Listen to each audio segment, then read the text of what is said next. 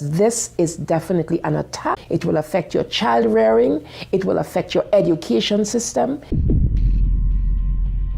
This is instructions for the teacher in the classroom to ask her or his students, how do people express their sexual feelings? What is abstinence? And here are some answers. Oral sex, masturbation, anal sex, massage, holding hands, touching each other's genitals, saying, I like you.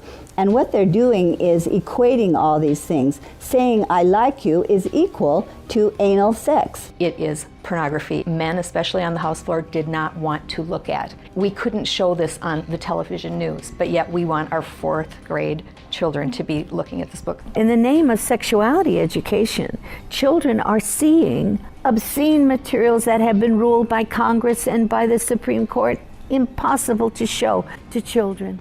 An online CSE program for African youth called The World Starts With Me tells children that sexuality includes oral sex and masturbation. It then tells them it's their own choice if they want to lose their virginity. It shows children pictures of naked girls and boys in various stages of development, and then asks them to point out differences in their private parts.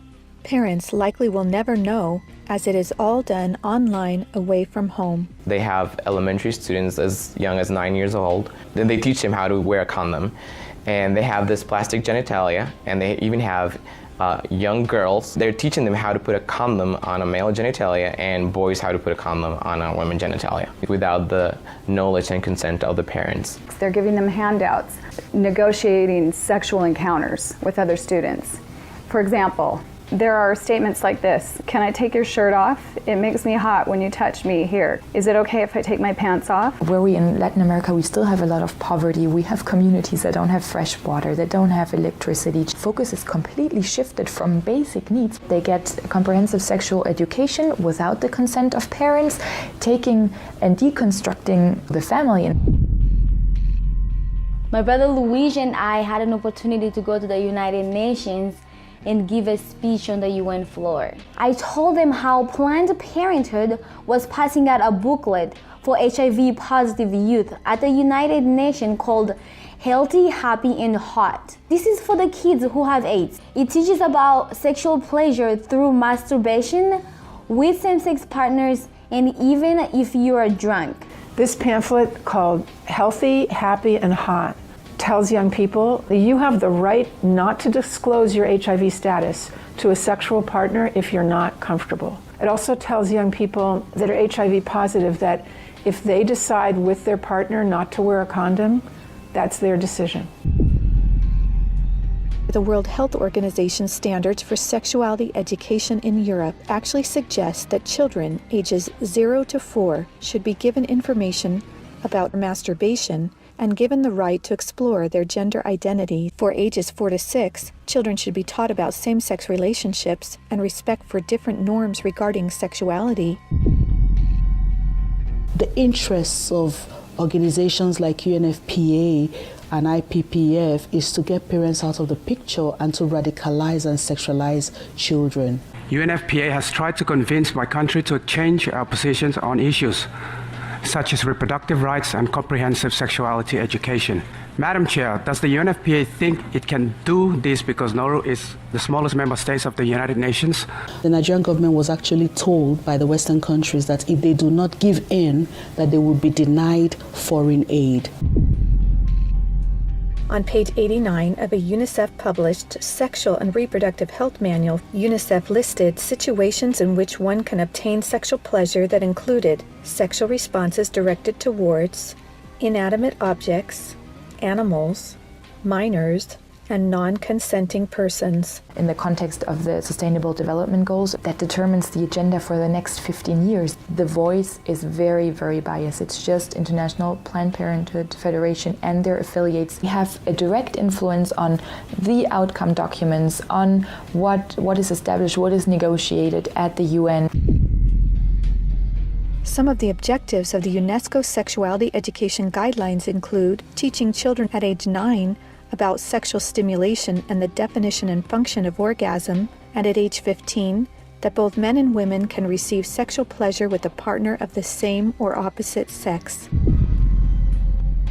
The It's All One curriculum also promoted by International Planned Parenthood, reveals the multiple manipulative tactics used to indoctrinate and sexualize children through CSE. Like other CSE programs, It's All One claims, among other things, to be evidence-based, comprehensive, human rights, gender-sensitive, and culturally appropriate education that will increase young people's responsible decision-making, to reduce adolescent rates of pregnancy and sexually transmitted infections, including HIV.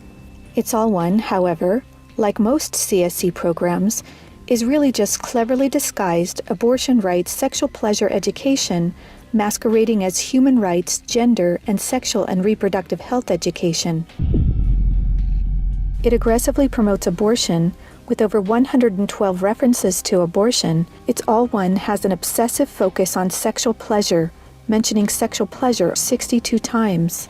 It promotes multiple sex acts and instructs children on how to stimulate themselves or their partner to orgasm. To explore their readiness, children fill out a worksheet that infers children are ready to have sex when you are feeling sexually attracted to the other person, and when you're feeling comfortable about telling the other person what feels good sexually.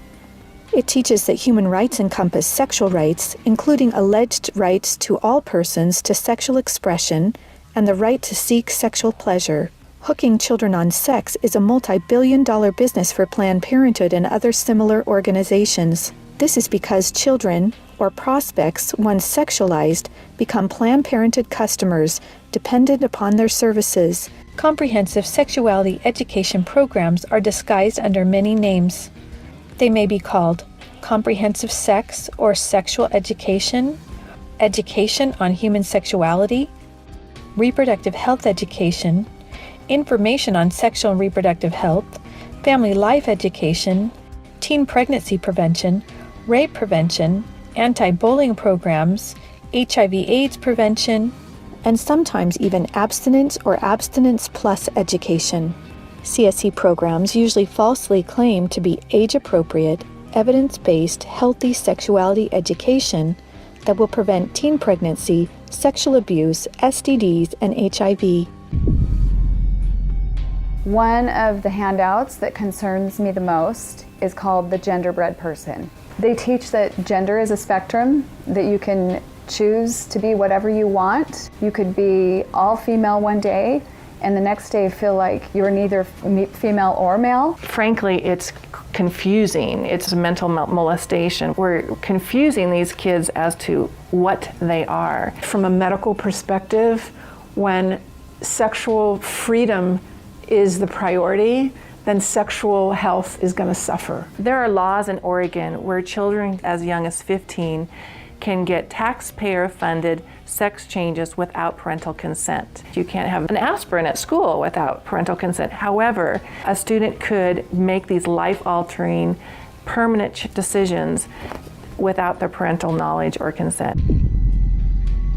Sexual rights, sexual education movements began with Dr. Alfred C. Kinsey. Kinsey actually had pedophiles measure with a stopwatch how many children could achieve what he called orgasms within a 24-hour period. Today, comprehensive sexuality education is based on this philosophy that children are sexual from birth, created by Kinsey. Say no to CSE! Say no to CSE! We've got to stop it.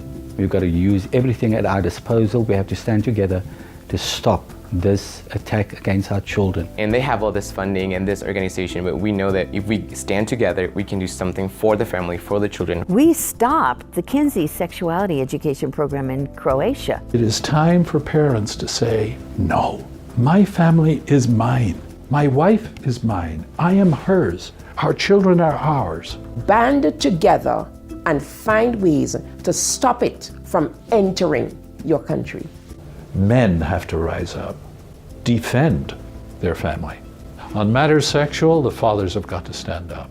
Say, you have no place talking sexuality to my children. We resist it, even with our lives, because that's what life is all about. It's happening on our watch. If we don't do something about it, it is all of us that carry that guilt. To learn more and to sign the petition to stop comprehensive sexuality education, go to stopcsc.org. Together, we can and will protect the world's children.